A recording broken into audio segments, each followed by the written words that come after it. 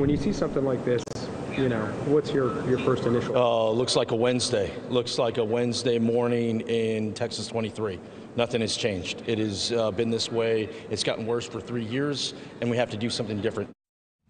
Representative Gonzalez, seeing the video that we have been sharing with you exclusively here on NewsNation throughout the morning of hundreds of migrants, many from Venezuela, attempting to cross the Rio Grande. Some had been washed downriver and had to be rescued. There were several resuscitation attempts for people who had lost their footing in the strong current. This includes men, women, children, even babies on people's shoulders trying to cross on this Wednesday morning.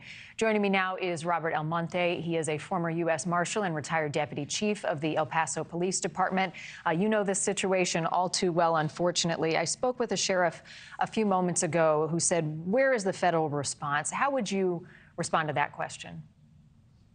Well, I echo that question. I mean, where is the federal response? And not just recently. I mean, there's been no federal response or an inadequate federal response for the last several years. And because of that, things have gotten much, much, much worse. And I've been advocating that we need more Border Patrol agents on the border. We need more HSI investigators, customs agents, DEA agents.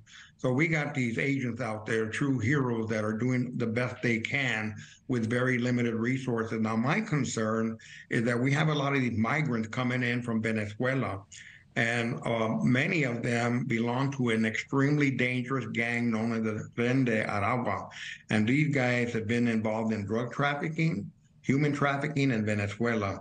And I guarantee you, well, I know for a fact, they're already here in the United States and they're already involved in that same type of activity. They're creating chaos, especially in Chicago, in Dallas, in Miami, and other cities. So this is only going to get worse.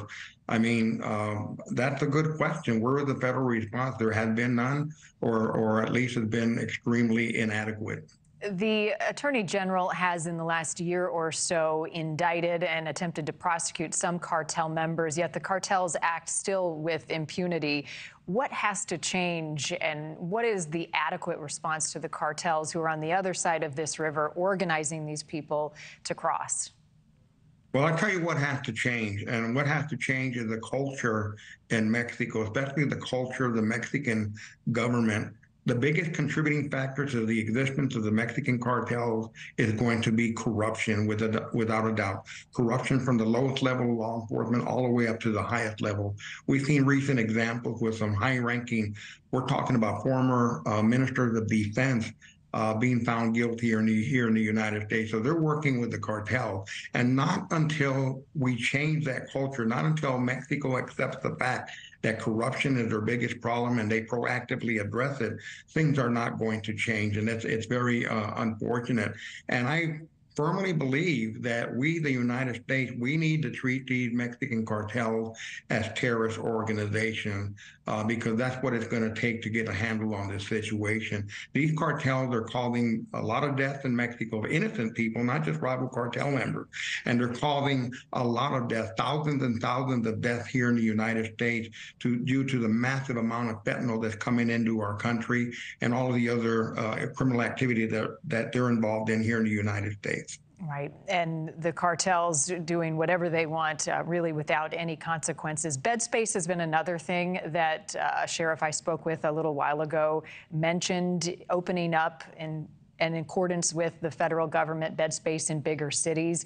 Is that an appropriate approach? Are you talking, and I'm sorry if I didn't catch that, you're talking about bed space? Bed space for the migrants coming into our big cities, New York, Chicago, Philadelphia, you name it. Yes, absolutely. That is a big issue. And the way you address that lack of bed space is by turning them away at the border. And that way you don't have to worry about bed space. Thank you for watching. Go to newsnationnow.com to find NewsNation on your television provider. And don't forget to click the red subscribe button below to get more of NewsNation's fact-driven, unbiased coverage.